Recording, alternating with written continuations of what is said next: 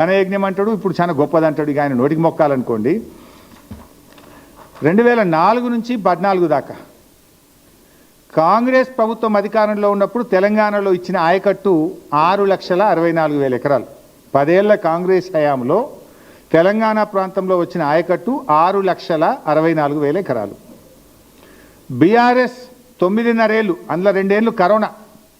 9.5 ఏళ్ల బీఆర్ఎస్ హయాంలో ఇచ్చిన నీళ్లు 48,74,000 ఎకరాలు.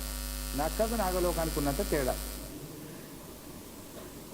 ఇందులో 5,71,000 ఏమో కొత్త ఆయకట్టు కాంగ్రెస్ హయాంలో, 93,000 ఎకరాలేమో స్థిరీకరణ. బీఆర్ఎస్ హయాంలో 17,24,000 ఎకరాలు కొత్త ఆయకట్టు, 31,50,000 ఎకరాలు స్థిరీకరణ. ఎట్లా చూసిన 5,71, 17, 24 మోర్ దాన్ 3 times కదా. మరి నీళ్ళు రాలేదని మాట్లాడుతూ, this is not my record, this is the irrigation department record. ఇక ప్రాజెక్టులే పూర్తి కాలేదంటాడు. ఇప్పుడు ఇదే గోదావరి నది మీద మన హక్కును ఎస్టాబ్లిష్ చేయాలని, మన నీళ్లు మనం రాబట్టుకోవాలని కేసీఆర్ గారు గోదావరి మీద ఆనాడు ఉమ్మడి ఆంధ్రప్రదేశ్లో ఒక శ్రీరామ్ సాగర్ తప్ప ఏది కాలే. కేసీఆర్ గారు వచ్చినాక సదర్మాట్ కట్టిండ్రు. ఎల్లంపల్లి అసంపూర్తిగా ఉంటే దాన్ని పూర్తి చేసి నిర్వాసితులకు డబ్బులు ఇచ్చి ఎల్లంపల్లిని పూర్తి స్థాయిలో నీళ్లు నింపాం. సుందిళ్ళ కట్టాం, అన్నారం కట్టాం, మేడిగడ్డ కట్టాం, సమ్మక్క సాగర్ కట్టాం, సీతమ్మ సాగర్ కట్టాం. ఇవన్నీ ఒక గోదావరి నది మీద కట్టి మన గోదావరి నీళ్లలో మన రైట్ను ఎస్టాబ్లిష్ చేసే ప్రయత్నం చేసినాం. వీటన్నిటికీ హైడ్రాలజీ క్లియరెన్స్లు తెచ్చాం. 282 TMC దానికి మన కాళేశ్వరంకు తెచ్చినాం, సమ్మక్క సాగర్కు తెచ్చినాం, సీతమ్మ సాగర్కు తెచ్చాం. ఇవన్నీ కూడా హైడ్రాలజీ క్లియరెన్స్లు తెచ్చాం.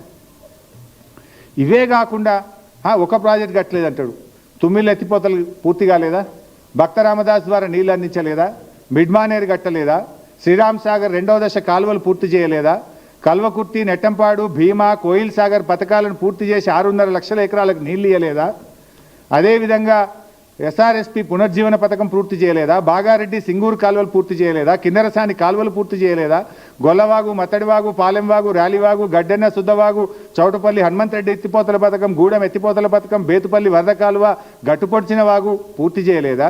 సమ్మక్క సాగర్ బ్యారేజ్ కట్టి దేవాదులకు సంవత్సరంలో 300 రోజులు నీళ్ళు వచ్చేటట్టు చేయలేదా? చనాకా కొరాటా బ్యారేజ్ ఆదిలాబాద్ జిల్లాలో కట్టలేదా?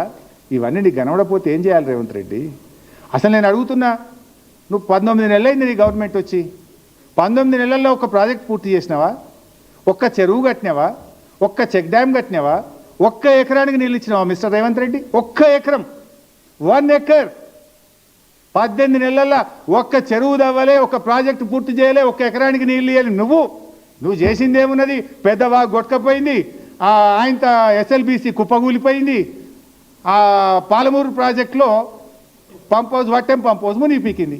గింతే నువ్వు చేసింది. కూలగొట్టినావు, మునగొట్టినావు, తెగ్గొట్టినావు, పెద్దవాగు తెగ్గొట్టినావు, SLBC టన్నల్ కూలగొట్టినావు, వట్టెం నువ్వు మునగొట్టినావు. గింతకు మించి నువ్వు చేసింది ఏంది రేవంత్ రెడ్డి? ఏందో పీక్ పొడిచినా అని మాట్లాడతావు. అన్ని నోరు తెరిస్తే అబద్ధాలే.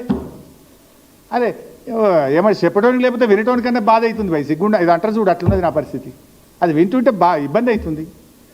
నిన్న మాట్లాడుతూ తమ్మిడిహేటికెళ్ళి గ్రావిటీ ద్వారా నీళ్ళు వస్తుండే అంటాడు. అరే అమ్మ, వీళ్ళకి ఏం చెప్పాలి? ఎక్కడి కథ ఇది? అది ఉన్నది చూపిస్తా ఒకసారి. ముఖ్యమంత్రి గారు చెప్తున్నారు, నీటి పారుదల ఆంధ్రాకు 31,003. నిన్న మాట్లాడండి తమ్మిడిహేటి మీద లేదా? సరే, నిన్న మీరు అందరు చూసేది కదా, నేను చెప్పేదేముంది. తమ్మిడిహేటి కడితే గ్రావిటీ ద్వారా నీళ్ళు వస్తాయి. ఈ డ్రాయింగ్ మీకు కూడా షేర్ చేస్తా. ఇది అప్పుడు నేను ఇరిగేషన్ మినిస్టర్ ఉన్నప్పుడు డ్రాయింగ్.